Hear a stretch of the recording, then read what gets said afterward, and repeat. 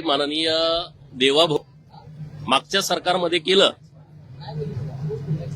त्यातूनच औरंगाबादचं छत्रपती संभाजीनगर, उस्मानाबादचं धाराशिव, अहमदनगरचं अहिल्यानगर आणि छत्री निजामपूर जी रायगड भूमी आहे या ग्रामपंचायतचं नाव छत्री निजामपूर होतं, ते रायगडवाडी केलं.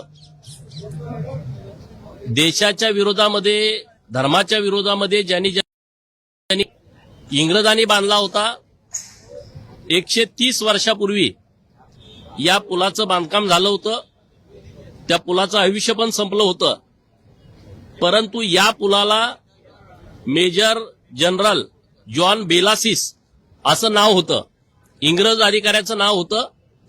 इंग्रज अधिकाऱ्यांची नावं अनेक अशा पुलांना आहेत, रस्त्यांना आहेत किंवा वेगळ्या ठिकाणी आहेत.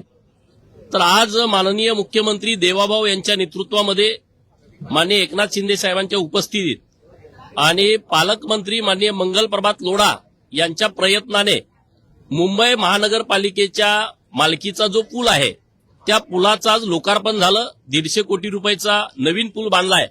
आणि आनंदाची बाब ही आहे की या इंग्रज अधिकाऱ्याचं नाव बदलून पुण्यश्लोक अहिल्यादेवी उड्डाण पूल असं या पुलाचं नामकरण केलेलं आहे.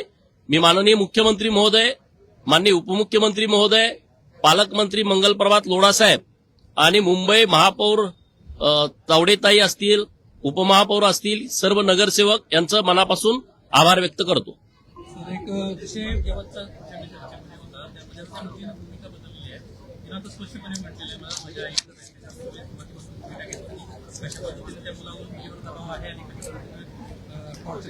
बघा, आतापर्यंत मी अशा लव्ह जिहादच्या अनेक प्रकरणामध्ये मी या बाबतीत मुलींना भेटण्याचा प्रयत्न केला, त्यांच्या आईवडिलांना भेटण्याचा प्रयत्न केला.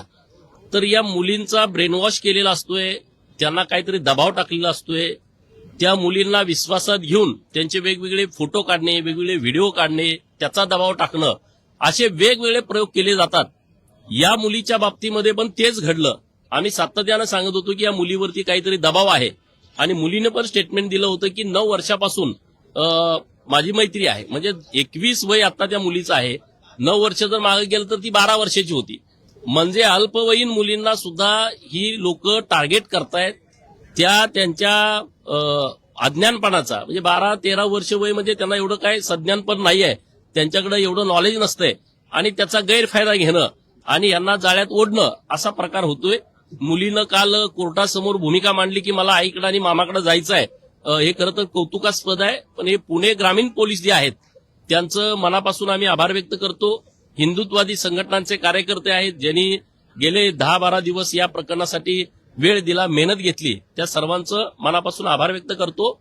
आणि जे आई वडील आहेत मुलींचे महाराष्ट्रातील, त्यांना एवढीच विनंती आहे की आपण या सगळ्याबाबत जागरूक राहणं आवश्यक आहे.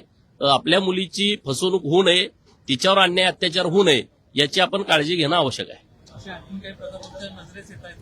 आहेत प्रकार आहेत. इंदापूर तालुक्यातच आणखी 4 प्रकार असे आमच्या कानावरती आलेले आहेत. तर आम्ही त्यांच्या आई वडिलांना समजावून सांगण्याचा प्रयत्न करतोय. आटपाडी तालुक्यामध्ये मागच्या 2-3 दिवसापूर्वीच एक प्रकरण माझ्या कानावरती असं आलंय, तर त्यांच्या आई वडिलांना पण आम्ही सांगण्याचा प्रयत्न करतोय. आमचा सातत्यानं प्रयत्न सुरू आहे, परंतु मुलींनी सुद्धा याबाबत अत्यंत जागरूक राहण्याची आवश्यकता आहे आणि त्यांची फसवणूक होऊ नये, त्यांना त्रास होऊ नये इतकीच आमची भावना आहे.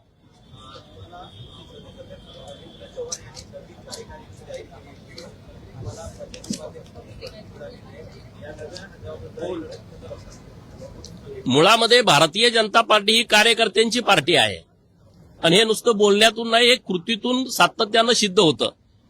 1998 पासूनचा जर इतिहास बघितला तर काँग्रेसच्या अध्यक्षा सोनिया गांधीच होत्या. मागच्या 2-3 वर्षापर्यंत राष्ट्रीय अध्यक्षच बदलला नव्हता. तेव्हा भारतीय जनता पार्टीची तुम्ही यादी आम्ही सांगू शकतो, इतके राष्ट्रीय अध्यक्ष बदलले गेले.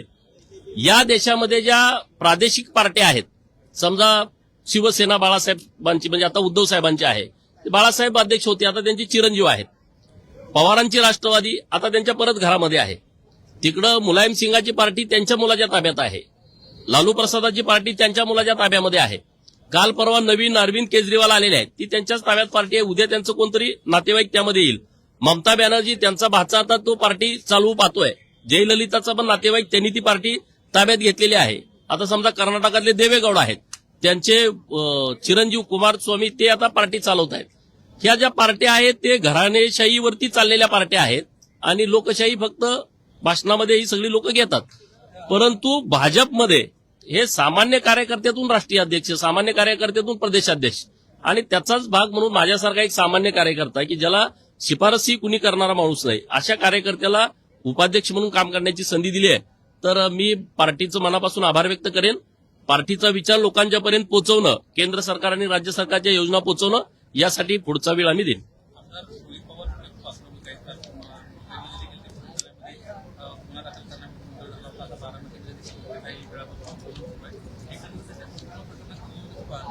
खरं तर अजितदादांचं अत्यंत दुर्दैवी निधन झालंय. महाराष्ट्रातली सगळीच लोक याबाबत शोककळेमध्ये आहेत. परंतु आता मी मगाशी पण बघितलं लाईव्ह, रोहित पवार हे बारामतीच्या पोलीस स्टेशनमध्ये बसलेले आहेत. खरं तर त्यांनी पोलीस स्टेशनमध्ये जाण्याची आवश्यकता नाही. इथं महासंचालक मुंबईमध्ये बसलेले आहेत, त्यांना भेटावं, त्यांच्याशी चर्चा करावं.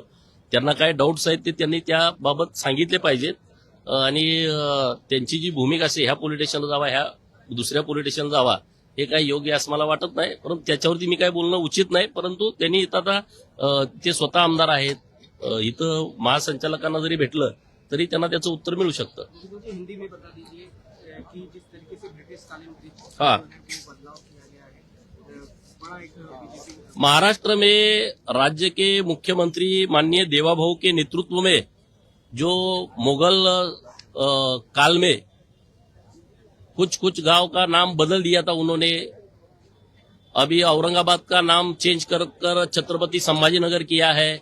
उस्मानाबाद का नाम बदलकर वो धाराशिव किया है. अहमदनगर का नाम बदलकर पुण्यश्लोक अहिल्यादेवी नगर किया है. पिछले साल इसी अधिवेशन में मार्च में छत्रपति शिवाजी महाराज की राजधानी का जो ठिकान है रायगढ़, वो रायगढ़ की ग्राम पंचायत का नाम छत्री निजामपुर था, वो भी चेंज करके अभी रायगढ़वाड़ी रखा है. अभी जो मुगल लोगों ने नाम बदल दिए थे वो तो चेंज कर दिए है. अभी जो इंग्रज लोगों के नाम से कई जगह पे उड्डान पुल है, कई जगह पे रास्ते का नाम है. तो आज मुंबई में ताड़देव नागपाड़ा क्षेत्र में जो जनरल मेजर जॉन बेलासिस, इनके नाम पे एक उड्डान पुल था, वो अभी 150 करोड़ रुपए का उड्डान पुल अभी सरकार ने नया तैयार किया है और उसका नामकरण आज माननीय मुख्यमंत्री इनके उपस्थिति में उप मुख्यमंत्री एकनाथ शिंदे साहब और मंगल प्रभात लोढ़ा और अन्य कई मंत्री महोदय इस कार्यक्रम में उपस्थित थे. उन्होंने इस ब्रिटिश अधिकारी के नाम से जो पुल था उसका नाम बदलकर पुण्यश्लोक अहिल्या देवी रखा है. मैं सरकार को धन्यवाद देना चाहता हूँ. मंगल प्रभात लोढ़ा जी को, महानगर पालिका के जो मेयर है, महापौर है, उपमहापौर है और हमारा सरकार है, इनका धन्यवाद. सर, मालेगांव के दफ्तर में जो है नमाज पढ़ी गई थी, उस पर 7 लोगों के खिलाफ एफआईआर दर्ज किया गया है. किस तरीके से मालेगांव के लोगों को ये पता नहीं है, नमाज तो मस्जिद में पढ़ना चाहिए. वो तो अभी महानगर पालिका को मस्जिद समझ रखे है और इसलिए उधर वो नमाज पढ़ रहे हैं. तो अभी इनके ऊपर आप कह रहे हैं एफआईआर हो गया है, तो ये अच्छी बात है. ये तो नमाज पढ़ने का तो जगह नहीं है ना. जीआर ऐसा कहता है सर, अब बोलो ना त्यार. सर जीआर ऐसा कहता है कि किसी भी धार्मिक विधि जो है वो सरकारी कार्यालय में नहीं होनी चाहिए. तो कुछ विपक्ष के लोग अब सवाल उठा रहे हैं कि अगर नमाज पढ़ने को अगर विरोध है तो दूसरी धार्मिक विधियां भी सरकारी कार्यालय में नहीं होनी. तो उसके लिए किसी ने विरोध भी नहीं किया. जब किधर होता है तो विरोध करो.